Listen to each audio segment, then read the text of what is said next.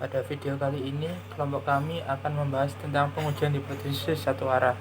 Sebelum kita masuk ke materi, saya akan memperkenalkan terlebih dahulu anggota kelompok 8. Yang pertama ada Yusril Ardiansyah Putra, NIM 022, ada saya, Daniel Dian Prakosa, NIM 032, ada Muhammad Zaki Aflah, NIM 054.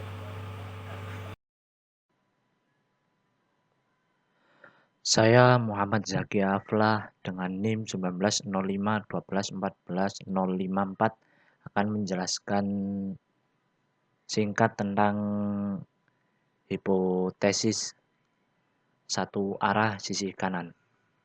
Pengertian hipotesis. Hipotesis merupakan sebuah rumusan sementara tentang suatu hal yang dibuat supaya dapat mengarahkan pada tahapan penelitian selanjutnya. Pengujian hipotesis bertujuan dengan penerimaan atau penolakan hipotesis. Adapun langkah atau prosedur untuk menentukan apakah menerima atau menolak hipotesis dinamakan pengujian hipotesis. Tipe hipotesis sendiri ada dua, yaitu hipotesis nihil atau nol. Nol yaitu hipotesis yang menyatakan tidak adanya hubungan antara dua variabel atau lebih. Sedangkan hipotesis alternatif atau H1 merupakan hipotesis yang menyatakan adanya hubungan antara dua variabel atau lebih. Uji hipotesis satu arah pihak kanan. Uji pihak kanan digunakan apabila hipotesis 0 berbunyi lebih kecil atau sama dengan, dan hipotesis alternatifnya berbunyi lebih besar. Dalam distribusi yang digunakan, terdapat sebuah daerah kritis yang letaknya di ujung di sebelah kanan. Luas daerah tersebut sama dengan alfa. Berikut merupakan gambaran umum dari hipotesis satu arah pihak kanan. Di sini saya akan menjelaskan tentang metode uji hipotesis pihak kanan. Pengujiannya ini ada dengan cara H0 itu yaitu mu plus 1 kurang lebih dari mu plus 2, dan ada H1 yaitu mu plus 1 kurang dari mu plus 2. Dalam hal ini jika omega plus 1 sama dengan omega plus 2, maka statistik yang digunakan adalah statistik T dengan S kuadrat seperti rumus di atas. Kriteria pengujian yang berlaku adalah terima H0 jika T lebih besar dari T plus 1 min alpha, plus dan tolak H0 jika T mempunyai harga lain.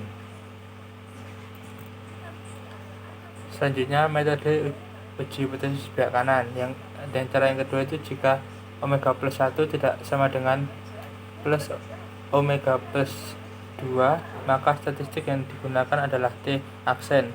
Dalam hal ini, kriteria yang digunakan adalah tolak H0 jika T aksen kurang dari sama dengan plus W1 kali T1 plus W2 kali T2 dibagi W1 plus W2, dan terima H0 jika terjadi sebaliknya, di mana W1 sama dengan S1 kuadrat per N1, W2 sama dengan S2 kuadrat per N2 dikali T1 sama dengan T dalam kurung 1 min alpha plus N1 min 1, dan T2 sama dengan T dikali 1 min alpha plus N2 min 1. Ini salah satu studi kasus dari hipotesis pengujian pihak kanan.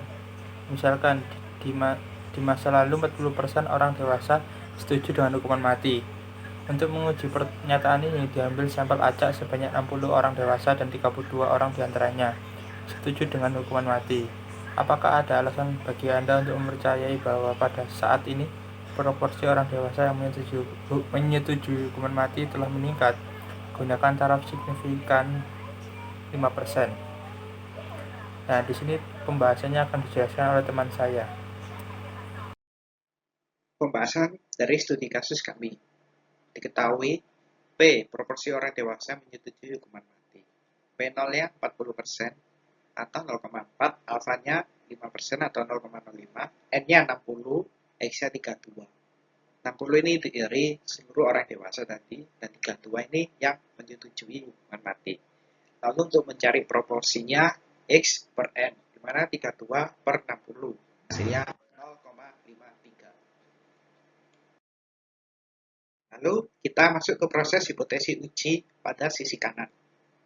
H0 itu diduga saat ini proporsi orang dewasa yang menyetujui hukuman mati telah menurun atau tetap. Lalu HA-nya diduga saat ini proporsi orang dewasa yang menyetujui hukuman mati telah meningkat. Atau dalam rumus matematikanya H0 P sama dengan 40% atau H0 P kurang dari sama dengan 40%. Lalu HA-nya P lebih besar dari 40%. Lalu sekarang kita menentukan statistik uji, di mana simpangan baku P bar sama dengan akar P0 dalam kurung 1 min P0 per N. Kita masukkan P0-nya tadi 4, terus 1 dikurangi 0,4 dibagi N-nya 60. Lalu sama dengan 0,4 dikali 0,6 per 60. Lalu hasilnya 0,24 per 60 kita akar. Lalu hasilnya 0,004 kita akarkan jadi 0,06. Lalu kita lanjutkan dengan mencari ZH-nya, di mana P bar dikurangi P0 per simpangan baku P bar tadi. Kita masukkan akarnya 0,53 dikurangi 0,40 dikurangi 0,06 sama dengan 0,13 dikurangi 0,06. Hasil akhirnya ZH sama dengan 2,17. Lalu di sini kita akan menghitung Z tabelnya.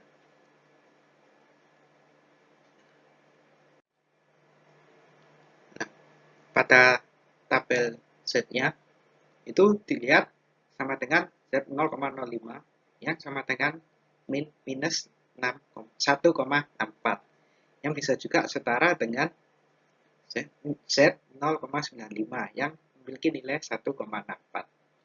Nah, dari sini dapat disimpulkan ZH-nya kan tadi 2,17. Lalu berdasarkan tabelnya tadi kita nyari hasilnya 1,64. Lalu bisa tarik kesimpulan ZH-nya 2,17 itu lebih besar dari Z tabelnya 1,64. Nah, ini diagramnya. Di mana HU diterima itu 100% kurangi alfa. Nah, sedangkan Z alfanya yang berdasarkan tabel perhitungan Z itu hasilnya 1,64. Nah, ZH yang tadi kita cari itu statistik ujinya itu 2,17. Makanya kesimpulannya HO ditolak. Dari perhitungan tadi yang pengujian tadi kesimpulan dari kami adalah H0 ditolak. Kesimpulannya bahwa HA diterima yaitu diduga saat ini proporsi orang dewasa yang menyetujui hukuman mati telah meningkat.